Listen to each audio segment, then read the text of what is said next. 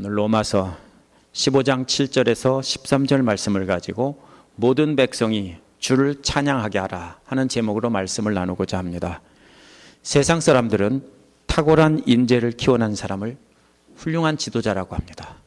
어떤 사람은 인재를 키우는 사람이 있고 이용만 하고 버리는 사람도 있습니다. 그런데 인재를 잘 키우면 훌륭한 지도자라고 합니다. 어떤 사람들은 자기 자신보다 더 나은 인재로 키워내기도 합니다. 하지만 이처럼 탁월한 지도자들도 다 자신이 키운 사람들의 주인 노릇하게 마련입니다. 그것이 세상의 법칙입니다. 지난주 말씀에서는 약한 자들을 등에 업고 그리스도의 뒤를 따르라고 했습니다. 결국 약한 자들을 업어서 그들 대신 돌을 맞으면서 키우라는 뜻입니다. 이렇게 약한 자들을 키우다 보면 성도들도 세상 사람들처럼 그들의 주인 노릇하기가 쉽습니다. 하지만 예수님의 뒤를 따르는 것은 그런 것이 아니라는 것이 오늘 말씀입니다. 대신 돌 맞아가며 키우는 목적은 분명히 우리 주 예수 그리스도의 아버지께 영광을 돌리게 하려는 것입니다. 함께 영광을 돌리게 하려는 것이지 주인 노릇하려는 것이 아닙니다.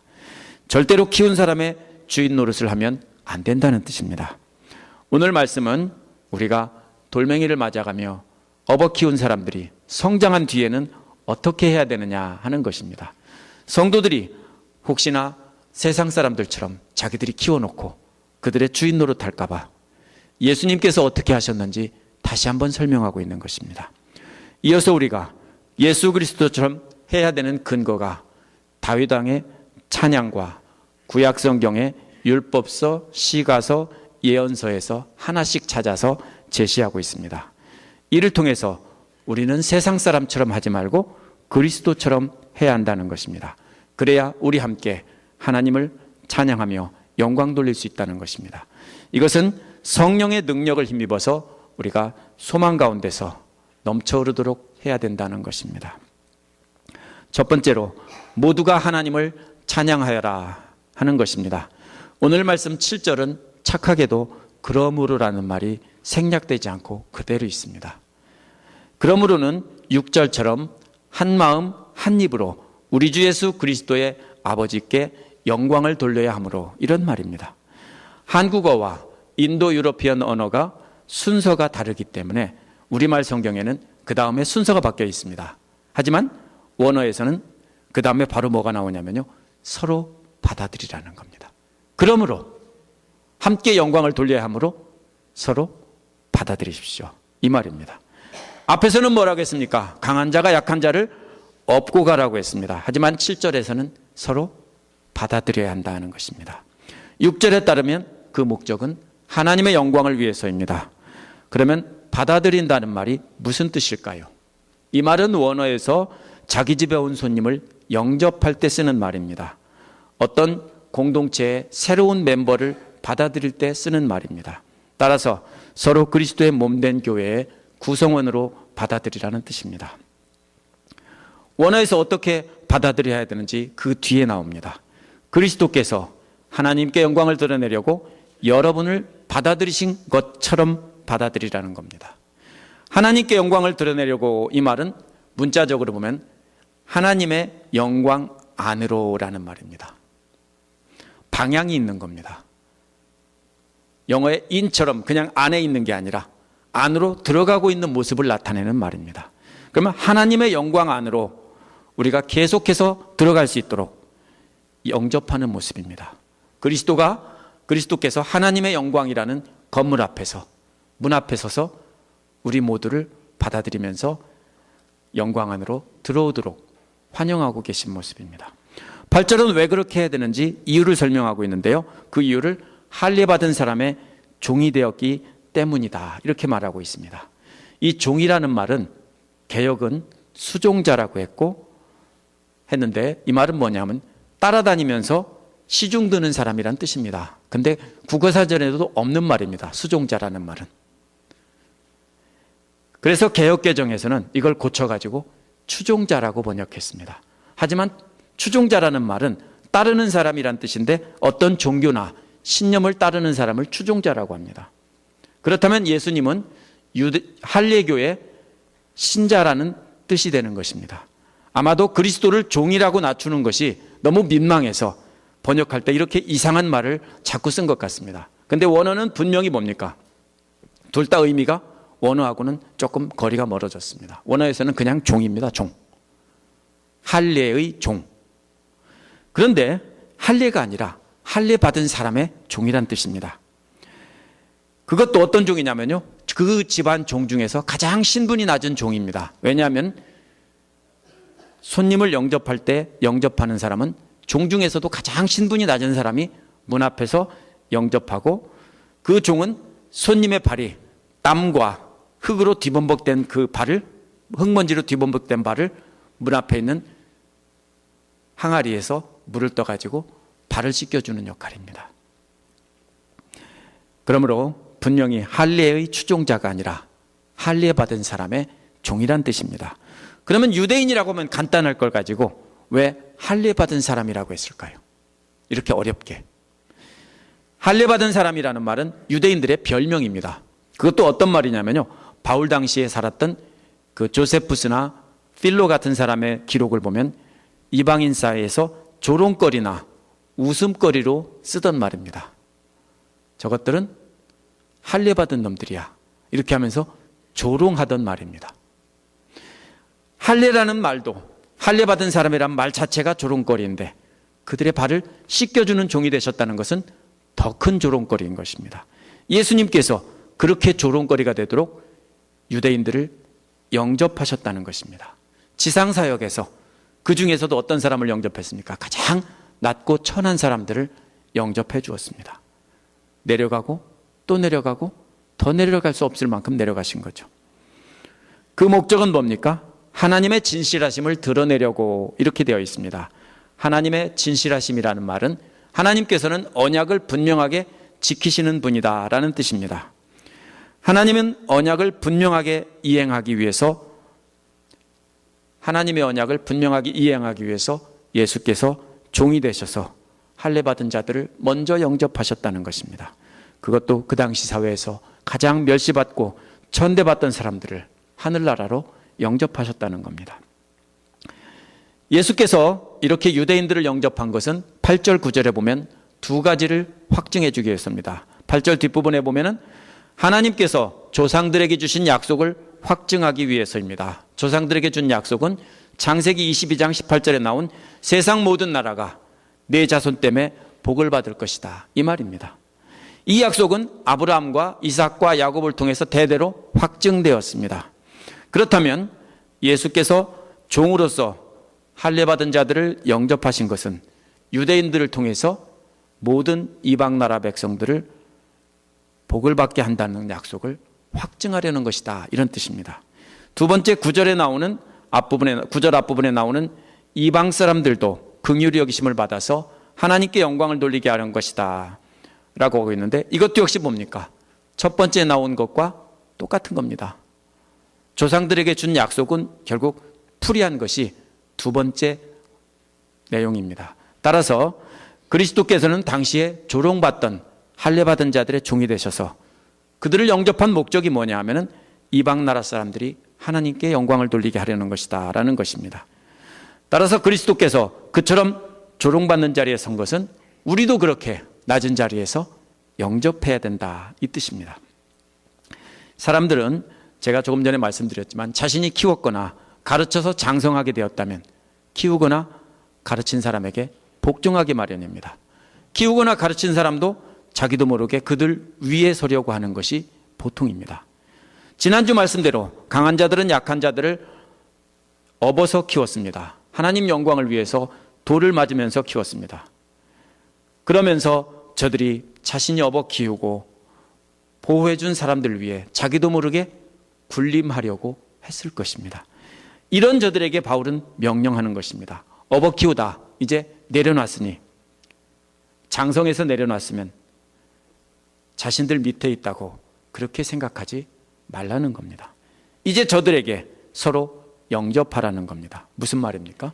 우리가 그들 밑으로 들어가야 한다는 뜻입니다. 그들 밑으로 들어가서 무릎 꿇고 그들의 더러운 발을 씻겨주어야 한다는 것입니다. 그래서 그들이 하나님 영광 안에서 살도록 해줘야 된다는 겁니다. 강한 자도 자기가 업어 키운 자를 무릎 꿇고 앉아서 발을 씻기라는 겁니다. 우리는 발 씻기는 게 별거 아니겠죠. 그렇게 모욕이 아니지만 유대인들에게는 엄청난 모욕입니다. 또 약한 자들도 역시 뭡니까? 같이 무릎 꿇고 앉아서 또 상대의 발을 씻겨주라는 것입니다. 이처럼 서로 낮은 자세로 섬겨야 한다는 것입니다. 왜냐하면 예수 그리스도께서도 그 영광의 하나님의 영광의 문 앞에서 우리들의 발을 씻기고 우리가 하나님의 영광 안에 들어가도록 섬기셨기 때문입니다. 따라서 우리 모두가 하나님의 영광 안에 들어갈 수 있도록 하려면 예수께서 하신 것처럼 우리도 서로 무릎 꿇고 앉아서 상대방의 더러운 발을 씻겨줘야 합니다. 두 번째로 함께 영광을 돌려야 되는 증거들이 쭉 나옵니다. 성경을 인용한 모습이 분명히 나오죠. 네 군데서 구약 성경 네 군데서 인용했는데요. 내용은 다 뭐냐면요. 이방인과 유대인이 함께 찬양해야 되는 증거들입니다. 다음에 나오는 9절부터 11절에 찬양한다는 말이 5번이나 나옵니다. 동사가. 또 찬양 드린다는 말은 6절, 7절에 나온 것처럼 하나님께 영광을 돌린다는 말과 결국 비슷한 말입니다. 따라서 6절, 7절부터 오늘 11절까지 계속 전체에서 이어지는 말은 하나님께 찬양으로 영광 돌린다는 뜻입니다. 하나님께 영광이라는 말이 오늘 본문 전체에 넘쳐 흐르고 있는 것입니다. 우리말 성경에는 모두가 다 찬양한다 이렇게 되어 있지만 원문에서는 다 다른 말을 쓰고 있습니다. 5개가 다 달라요. 어떻게 다릅니까? 마치 합창곡이 처음에는 작은 소리로 시작하다가 점점 커지다가 마지막에는 뭡니까? 웅장하게 포르테시모로 끝나는 것처럼 바로 그렇게 서로 느낌이 다른 말을 사용하고 있는 것입니다. 첫 번째 증거는 사무엘하 22장 50절에 나오는 다윗 왕의 승전가에서 나온 것입니다. 왜 첫 번째로 다윗 왕의 이야기를 넣어놨을까요? 다윗 왕은 유대인들이 가장 자랑하는 인물입니다. 지금도 기다리고 있는 메시아의 모델이 바로 다윗 왕입니다. 바울은 의도적으로 메시아의 모델인 다윗 왕이 고백한 찬송을 첫 번째에다 넣었습니다. 이는 너희들이 기다리는 다윗 왕과 같은 메시아가 바로 예수 그리스도다 하는 뜻입니다. 그러므로라는 말은 사무엘하 22장 50절에 있는 말이지만 오늘 본문 앞에서 나온 말과도 이어지도록 배치했습니다. 결국 그리스도께서 하나님의 자비하심으로 이방인에게까지 확대시키기 위해 유대인의 종이 되셨으므로 이 말입니다. 다윗 왕은 이방 사람 가운데서 주님께 찬양을 드렸다는 것입니다. 이는 그리스도께서 하나님의 자비하심으로 이방인에게까지 하나님의 자비하심을 확대하려는 것을 예언한 것입니다. 다윗 왕은 자기도 모르고 그 말을 했지만 바울은 그것이 그리스도를 향한 예언이라는 것입니다. 첫 번째 동사인 찬양이라는 말은 원래 고백한다는 말입니다. 고백한다. 이 단어와 같은 말이 빌립보서 2장 11절에 나오는데요. 이렇게 나옵니다. 모두가 예수 그리스도는 주님이라고 고백하여 하나님 아버지께 영광을 돌리게 하셨다. 이렇게 되어 있습니다. 첫 번째 주님을 찬양 드린다는 말은 예수 그리스도가 주님이라고 고백하는 것입니다. 예수 그리스도가 주님이라고 고백하는 것 자체가 찬양이고 하나님께 영광이 되는 것입니다. 소리가 어떻겠습니까? 고백할 때 소리 큰 소리로 지릅니까? 제가 보기에 이것은 피아노입니다. 음악의 세계로 보면 피아노, 작은 소리로 고백하는 것입니다.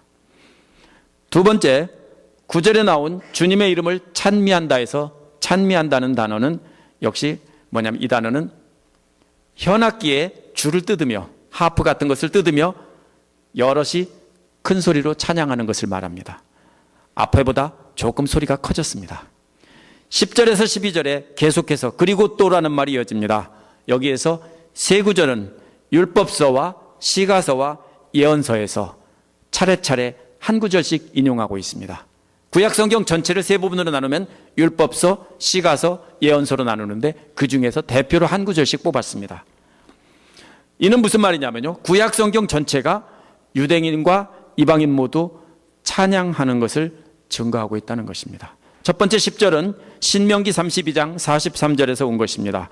이방 사람들아 주님의 백성들과 함께 즐거워하라 했습니다.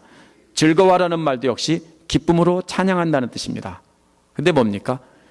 기쁨으로 찬양하다 보니까 아까보다 소리가 좀 더 커진 것입니다. 이방 사람이란 유대인을 제외한 모든 나라 백성들을 말합니다. 주님의 백성은 누굽니까? 이건 유대인들입니다.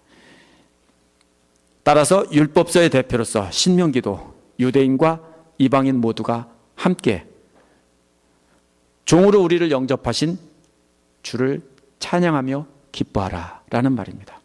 11절도 역시 그리고 또라는 말로 이어집니다. 이번에는 시가서의 대표로서 시편 117편 1절을 인용한 것입니다. 11절에도 찬양을 하는 말이 두 번 나오는데 조금씩 다른 단어입니다. 먼저 모든 이방 사람들아 주님을 찬양하라 했습니다. 여기서 찬양이라는 말은 히브리어로 할렐루입니다. 여러분도 잘 아시는 말이죠. 할렐루. 주로 하나님의 놀라우심을 찬양할 때 썼습니다.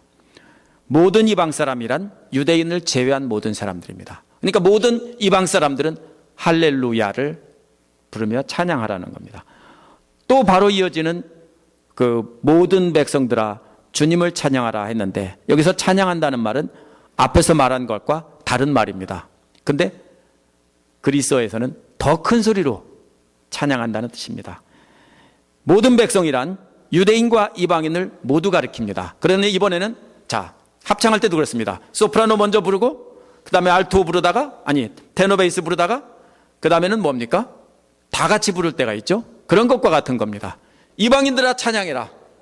이번에는 유대인과 이방인 다 같이 찬양해라. 이런 말입니다. 그래서 소리가 어떻게 됐습니까? 조금 더 커졌습니다. 계속해서 커지고 있죠. 그런데 여기서 주목해야 될 것이 있습니다. 원래 70인역 성경에서는 찬양하여라는 말이 2인칭 복수 명령어입니다. 제가 어려운 말 써서 죄송한데요. 근데 로마서에서는 3인칭 복수 명령어입니다. 무슨 뜻이냐면요. 2인칭 명령어는 너희가 해라는 말입니다. 근데 3인칭 명령어는 뭐냐면요. 그들이 하게 시켜라 하는 말입니다. 실수로 바꾼 거 아닙니다. 따라서 11절을 원어대로 정확히 번역한다면은 앞부분은 이방 사람들아 주님을 찬양하여라. 이거 뒷부분은 유대인을 포함한 모든 나라들이 찬양하게 시켜라 이런 말입니다. 누구한테 시키라는 말일까요? 누가? 이방인들에게 유대인도 함께 찬양하게 시켜라 하는 말입니다. 여기서 누가 강한 자라겠습니까? 이방인들이 강한 자고 유대인들이 약한 자입니다. 그런데 어떻게 하라고요? 이방 사람들아 너희들이 강한 자니까 너희들이 먼저 깨달은 자니까 어떻게 하라고요? 유대인들도 함께 찬양하게 가르쳐줘라 시켜라 이런 말입니다. 지난주 말씀에서는 강한 자였던 이방인들이 약한 자였던 유대인들을 업고 가라고 했는데 이번에는 너희들끼리만 찬양하지 말고 약한 자들도 잘 가르쳐서 함께 우리 주 예수의 그리스도의 아버지를 찬양하게 시켜라 이런 말입니다. 12절도 역시 그리고 또라는 말로 이어집니다. 이번에는 예언서의 대표로서 이사야 11장 10절을 인용한 것입니다. 이새의 뿌리에서 싹이 나서 이방 사람들을 다스릴 이가 날 것이니 이방 사람들은 그에게 소망을 둘 것이다 라고 했습니다. 이새가 누굽니까? 다윗 왕의 아버지입니다. 바울 당시 다윗 왕과는 완전히 무너졌습니다. 당시 왕이었던 헤롯도 다윗 왕가가 아니라 에돔 사람, 즉 누굽니까? 에서의 자손입니다. 이새의 뿌리라는 말은 나무가 잘리고 난 그루터기, 영어로 스텀프라고 하죠. 그게 바로 뿌리입니다. 여기서 그냥 땅속에 있는 뿌리가 아니고요. 나무가 잘리고 그 위엔 다 썩었는데 밑에 덩치만 남아있는 것이 이새의 뿌리입니다. 무슨 뜻입니까? 당시에는 잘린 나무처럼 다윗 왕가는 완전히 망했습니다. 그루터기조차 다 썩어서 아무런 소망이 없는 것 같아요. 근데 성경에서는 뭐라고 하고 있어요? 다윗의 후손에게서 뭐가 나온다고요? 메시아가 날 것이다 라는 거예요. 그러니까 유대인들은 소망이 없는 것 같은 그런 상태에서 이 예언은 그리스도를 통해서 그 소망이 실현되었다라고 바울은 말하고 있는 것입니다.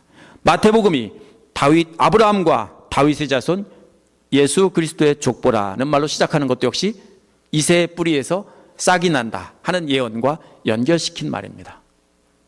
죽은 나무 뿌리에서 싹이 난다는 것이 얼마나 놀랍겠습니까?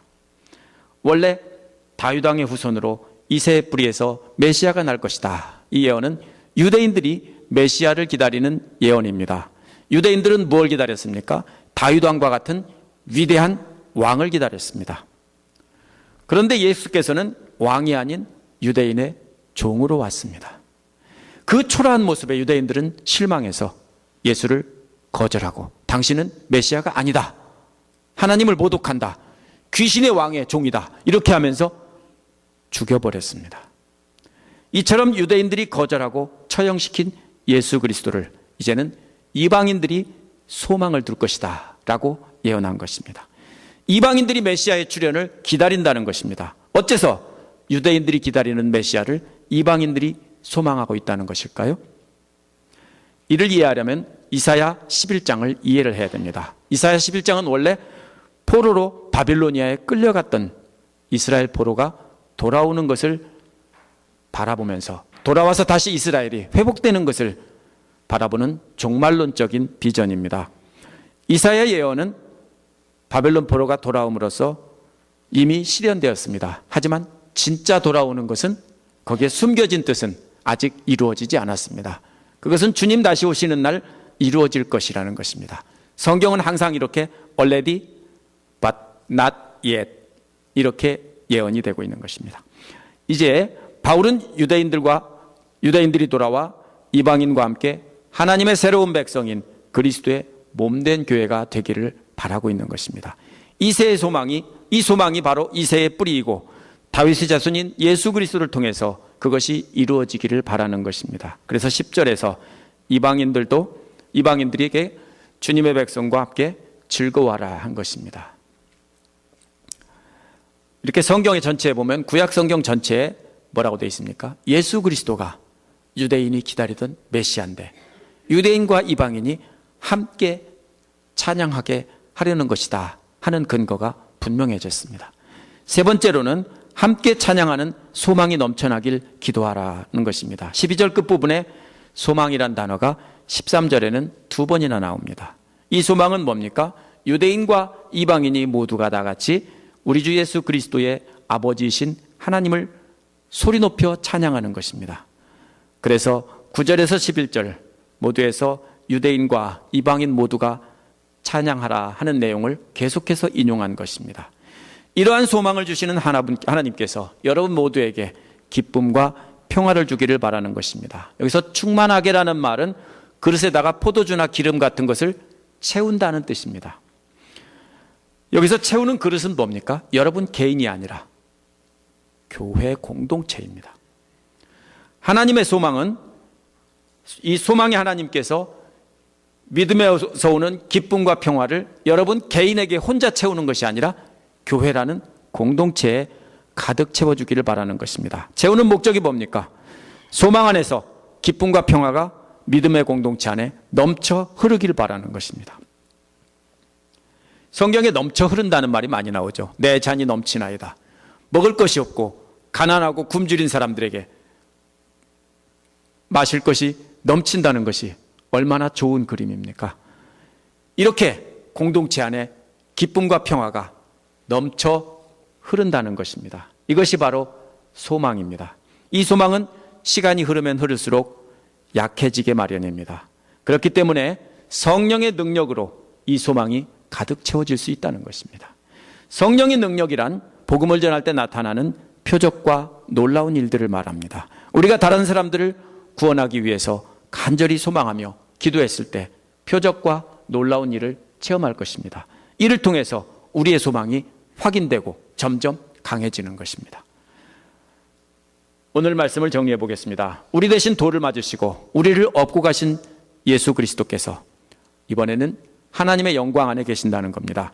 영광 안에 계신 그리스도께서 이번에는 문 앞에서 수건을 두르고 앉아 무릎을 꿇은 채 앉아서 하나님 영광으로 들어가려는 우리의 유대인들의 발을 먼저 씻겼다는 것입니다.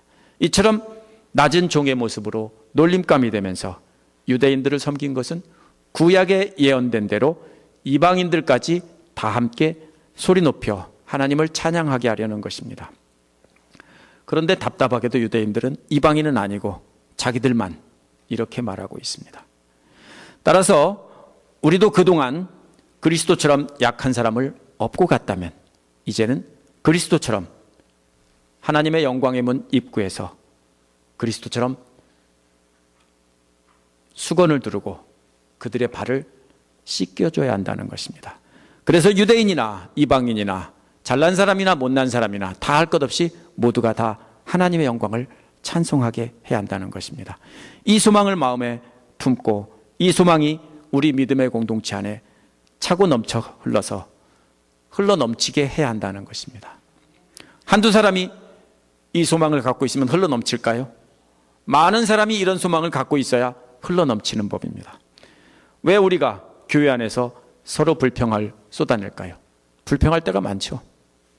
그것은 우리가 업고 가다가 내려놓은 사람들 위에서 어른 노릇하려고 하기 때문입니다. 너 업어준 값 내놔. 우리 어릴 때 그런 놀이 많이 했거든요. 뭐 하다가 내놔, 그렇죠.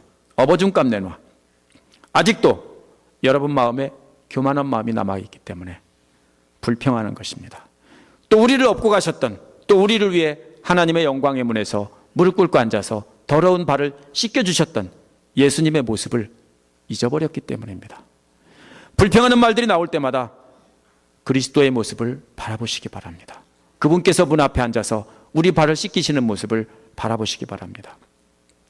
그리고 그분이 섬기시는 모습을 기억하시면서 여러분도 여러분이 키운 사람들 앞에서 무릎을 꿇으시기 바랍니다. 교회는 높아지는 자리가 아니에요. 교회는 세상 질서와는 완전히 뒤집힌 곳입니다. 교회 일을 하면서 봉사하면서 자꾸 힘들다고 합니다. 왜 그렇습니까? 소망이 없습니다. 소망은 구약 성경 전체에 나타난 예언을 통해서 확인할 수 있습니다. 성경을 날마다 보며 소망을 확인할 때 믿음의 공동체 안에 기쁨과 소망이 차오르는 것입니다. 그러면 힘들어도 기뻐할 수 있습니다. 따라서 말씀이 없으면 소망도 없습니다. 말씀이 없는 사람에게는 아무런 소망이 없습니다. 말씀 가운데서 소망을 가지시는 저와 여러분 되시기를 바랍니다. 전에는 소망이 있었는데 시간이 갈수록 그 소망이 흐려지고 기쁨과 평화가 약해지고 사라집니까? 성령의 능력을 공동체 안에서 체험하지 못했기 때문입니다. 말씀을 보고 소망을 갖는다고 해도 자기 자신만을 위해서, 자기 자식들만을 위해서 기도하는 사람은 성령의 능력을 체험할 수 없습니다. 아주 간단합니다. 공동체 안에 형제자매의 문제를 놓고 간절히 기도하고 목숨 걸고 형제자매를 위해서 기도할 때 성령의 능력을 체험할 수 있는 겁니다. 그래서 오래 믿음 생활한 사람들이 소망이 흐려지고 기쁨과 평화가 사라져서 바리새인과 똑같은 신앙인들이 되는 것입니다. 그러므로 형제자매의 고통을 가슴에 담고 간절히 기도하시기 바랍니다. 그것이 발식시켜주는 거예요. 이를 통해서 성령의 능력을 체험하시길 바랍니다. 왜 오늘날 많은 교회들이 예수님의 섬김의 리더십과 용서해 주시는 사랑을 잊어버렸을까요? 그리고 자기만 잘 믿고 살려는 사람으로 가득할까요? 이유가 뭡니까? 오늘날 크리스찬들은 자신이 의롭다함을 받는다고 하고 자신이 복 받는다고 하면 아멘 할렐루야 하면서 소리칩니다. 하지만 다른 사람을 업고 가는, 그러면서 종의 자세로 섬기는 데에는 관심이 없습니다. 저는 그 이유 중 하나가 로마서를 잘못 이해했기 때문이다, 이렇게 생각합니다. 많은 해석자들이 로마서의 핵심을 믿음으로 의롭다함을 받는 것에 두었습니다. 맞는 말입니다. 저도 오랫동안 그렇게 생각했고 맞다고 생각합니다. 하지만 로마서의 실질적인 부분이 오늘이 끝입니다. 끝나가는 시점에서 전체를 돌아보니까 로마서의 핵심은 개인의 믿음으로 의롭다함을 받는 것이 아니다는 겁니다. 믿음으로 의롭다함을 받는다는 것을 강조한 이유는 로마 교회에 돌아온 유대인들이 율법도 지켜야 된다고 강조해서 그리스도의 죽으심을 약화시키고 공동체의 화합을 깨트렸기 때문입니다. 바울은 유대인들의 잘못을 지적하고 나서 뒷부분에서 뭡니까? 이방인들의 잘못을 지적하고 있습니다. 신나게 혼나다가 깨소금 마시라고 하다가 이번에는 이방인들을 향해서 너희 강한 자들 하면서 책망하고 있는 모습입니다. 지금까지. 뭔 얘기입니까 그러면? 그렇게 말한 이유는 서로 낮아져서 서로 영접하여 그리스도의 사랑으로 하나가 되라는 것입니다. 지금까지 몇 주 동안 계속해서 나오는 얘기가 뭡니까? 사랑입니다. 하나가 되는 목적은 모두가 함께 하나님을 찬양하기 위해서입니다. 그러므로 로마서에서, 앞에서 한 말이 진짜가 아닙니다. 앞에서는 문제를 해결하기 위해서 던진 말이고, 실제 목적은 뭡니까? 서로 사랑으로 하나가 되고 업어주고 안아주고 섬겨주고 하면서 아름다운 공동체를 이루라. 그 목적은 뭐냐? 모두가 다 하나님을 찬양하게 하는 것이다. 이것이 로마서의 핵심입니다. 이걸 모르고 많은 사람들이 믿음으로 나만 믿으면 구원받는다고 생각을 했기 때문에 수많은 이기적인 그리스도인들을 양성해낸 것입니다. 물론 개인의 경건을 추구하는 것도 대단히 중요합니다. 자신만 깨끗해지려는 생각은 분명히 잘못된 것입니다. 따라서 우리는 이제 우리 자신만의 거룩함을 추구하는 일을 멈춰야 합니다. 이제 서로의 더러움을 무릎 꿇고 앉아서 닦아줌으로 함께 하나가 되어 함께 하나님을 찬양해야 합니다. 절대로 높은 자리에 서서 수건 던져주며 네가 네 발 닦고 그 수건으로 발 닦든지 말든지 알아서 해라, 이렇게 하면 안 됩니다. 이러한 교만은 공동체의 평화와 기쁨을 깨트린다는 것입니다. 이런 사람들은 자신만 거룩하다고 생각하며 하나님의 영광의 문 앞에 서서, 예수님이 뭐라고 했어요? 지들도 안 들어가고 남들도 못 들어가게 막는다고 했어요. 먼저 구원받고 거룩함 받은 사람들이 다른 형제자매들 앞에서 무릎 꿇고 앉아서 발을 씻겨주는 교회가 되어야 됩니다. 우리 교회는 집사님들 또 먼저 앞서서 믿은 사람들이 모두 앉아서 처음 나온 사람들의 발을 씻겨주는 교회가 되어야 됩니다. 그럴 때 우리는 우리 안에 믿음 안에서 오는 평화와 기쁨이 차고 넘칠 것입니다. 그 기쁨과 평화가 교회 안에 차고 넘칠 때 우리 모두 한 목소리로 하나님의 영광을 찬양할 수 있는 것입니다. 웅장한 합창이 울려 퍼지게 하려면 한두 사람의 힘으로는 절대로 안 됩니다. 오늘 말씀에서 뭐라고 했습니까? 소리가 점점 찬양이 커진다고 했죠? 마지막에서는 클라이막스로 꽝 하고 터지는 웅장한 합창으로 끝나야 됩니다. 그것이 우리 모두 함께 서로 섬겨야 되는 목적입니다. 모두 함께 하나님의 모두 함께 영광의 우리 주님을 찬양하기 위해서 온 힘 다해서 서로 섬기는 우리 교회 되기를 간절히 축원합니다. 기도하겠습니다.